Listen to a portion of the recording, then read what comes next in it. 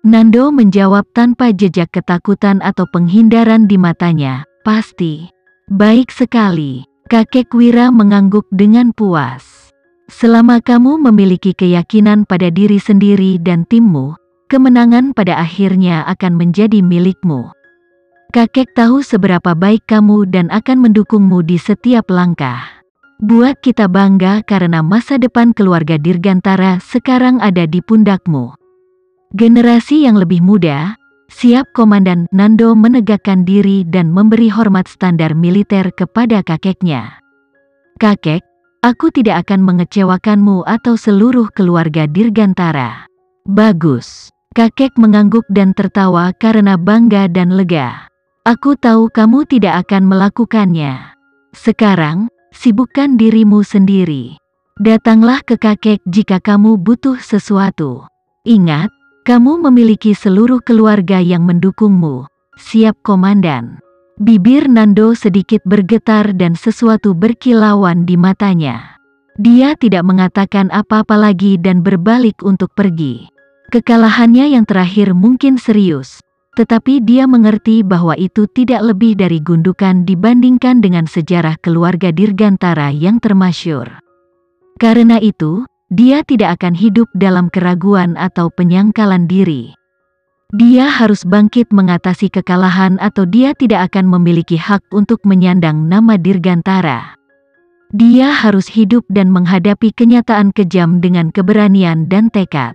Keyakinan dan keberanian yang dilontarkan Nando berdampak abadi pada Farel yang juga belajar.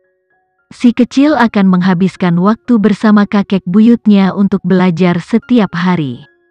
Karena itu, dia mendengar semua percakapan mereka. Kakek Wira tidak menyuruhnya meninggalkan ruangan juga karena kata-kata itu juga ditujukan untuk telinga Farel. Setelah Nando pergi, kakek Wira bertanya kepada Farel dengan suara rendah, "Apakah menurutmu paman keduamu akan melampaui kesempatan itu?" "Pastinya," si kecil menjawab tanpa berpikir. Matanya bersinar seperti mata Nando sebelumnya. Semangat keluarga Dirgantara terlihat jelas dalam diri mereka. Kakek Wira memandangnya dan melihat bayangan Fano pada cicitnya yang berusia 4 tahun. Fano tidak pernah menghindar dari kesulitan. Baginya, kesulitan tidak lain adalah tantangan yang harus diatasi. Farel akan tumbuh menjadi pemuda terhormat seperti ayahnya. Kakek Wira yakin akan hal itu. "Farel, kakek menyuruhmu tinggal di kamar karena aku ingin kamu tahu bahwa kamu memiliki tanggung jawab besar di tanganmu. Kamu juga harapan masa depan keluarga Dirgantara. Kemuliaan keluarga Dirgantara berasal dari sejarah yang berdarah dan penuh badai. Jadi kamu tidak boleh meremehkan kontribusi setiap keluarga Dirgantara di hadapanmu, dan yang lebih penting, kamu tidak boleh mengecewakan mereka. Demi setiap keluarga Dirgantara yang telah membuka jalan bagimu, kamu harus memastikan bahwa warisan keluarga Dirgantara tetap hidup. Apakah kamu mengerti?" Pria kecil itu memasang wajah serius dan mengangguk dengan pasti. "Kakek yang hebat, aku mengerti. Aku akan melakukan yang terbaik untuk menjadi lebih baik dari papa dan paman." Kakek Wira mulai tertawa lagi. Dia merasa bersyukur karena dia tahu bahwa keluarga Dirgantara berada di tangan yang kompeten. Setelah Farel meninggalkan ruang kerja kakek Wira, dia tenggelam dalam perenungan.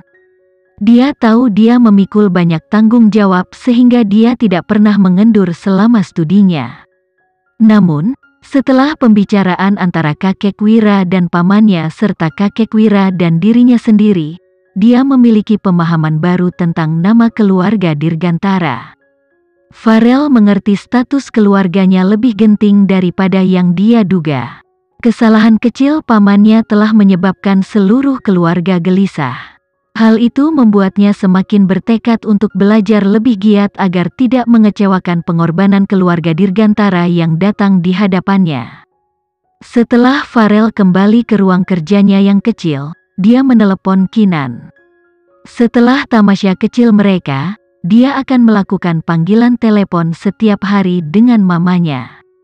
Biasanya, dia akan memberitahunya tentang harinya, tetapi hari ini dia ingin membahas sesuatu yang berbeda. Kinan masih di lab melakukan penelitiannya. Dia sedang belajar dan meningkatkan keterampilan komputernya. Meskipun dia mungkin ahli komputer terbaik di dunia, itu tidak berarti dia telah mencapai puncak kemampuannya. Studi tidak pernah ada habisnya. Ketika dia melihat Farel memanggilnya, dia memutuskan untuk mengambil nafas. Namun, dari kata pertama putranya, dia tahu ada yang berbeda dari suasana hati Farel hari itu. "Farel sayang, ada apa?" Kinan bertanya melalui telepon. Farel memberitahu Kinan segalanya, tidak menyembunyikan informasi apapun. "Nah, aku merasa sangat lemah karena aku tidak tahu bagaimana membantu semua orang meskipun aku ingin," Farel memberitahu Kinan tanpa daya. "Ditambah lagi, Papa tidak ada di rumah sekarang. Ini pasti sangat berat untuk dihadapi paman sendirian." Kinan menghiburnya, "Sebenarnya, tidak ada yang bisa melakukannya dengan mudah, tetapi mereka pasti bisa menanganinya dengan baik, jadi jangan terlalu khawatir." Tapi kakek buyut berkata, "Paman tidak boleh kalah atau itu akan sangat mempengaruhi masa depannya." "Pamanmu tidak akan kalah, dia akan berhasil," kata Kinan tegas. "Benarkah? Tentu saja, kamu harus percaya padanya. Kamu harus percaya bahwa keluarga Dirgantara tidak akan dikalahkan dengan mudah." Farel akhirnya tersenyum. "Ma, tentu saja Mama benar." Farel merasa lebih baik setelah berbicara dengan Kinan. Mereka mengobrol lebih lama sebelum menutup telepon. Kinan meletakkan teleponnya dan mulai berpikir. Pikirannya terganggu oleh panggilan telepon Vano. Sama seperti Farel, Vano juga akan meneleponnya setiap hari.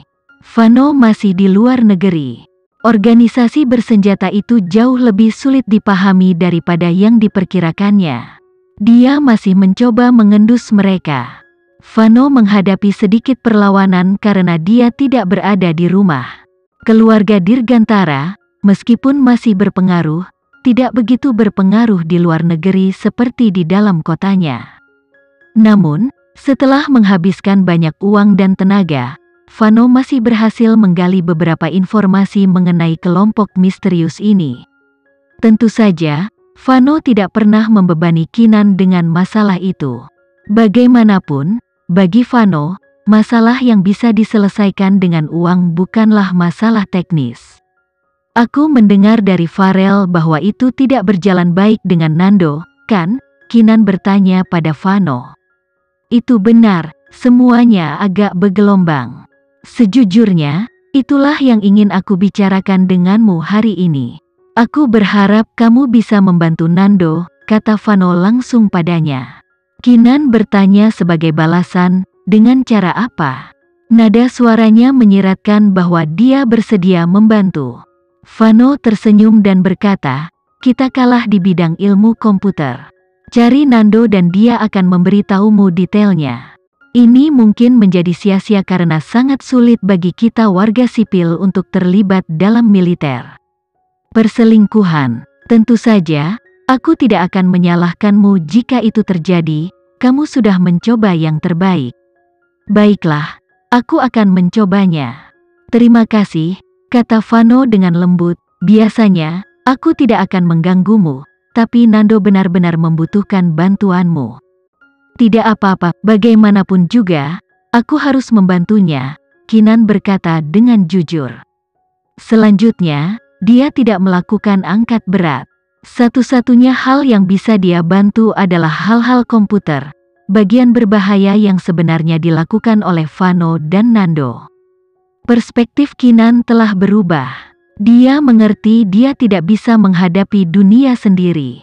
Sepanjang jalan, dia menyadari bahwa bantuan Vano telah berperan dalam membantunya mengalahkan musuh tertentu.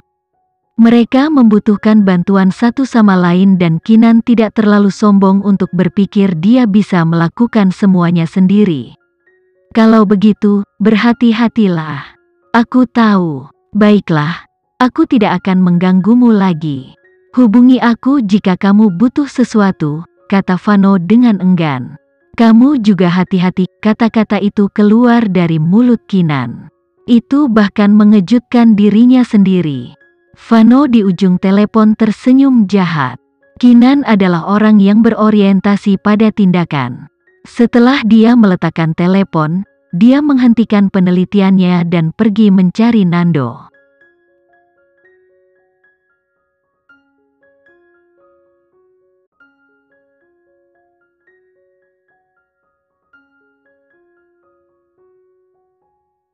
Sekian dulu ya video kali ini, kita lanjutkan lagi videonya di lain waktu. Oh iya, bagaimana menurut kalian? Semoga bisa sedikit menghibur kalian semua. Untuk teman-teman yang baru nonton, jangan lupa subscribe ya, hehehe. Dan kalau teman-teman ada yang ingin gabung langganan, bisa langsung gabung saja untuk dapat fitur yang menarik dan sedikit membantu Mimin. Terima kasih banyak sudah menonton, sampai jumpa lagi, bye.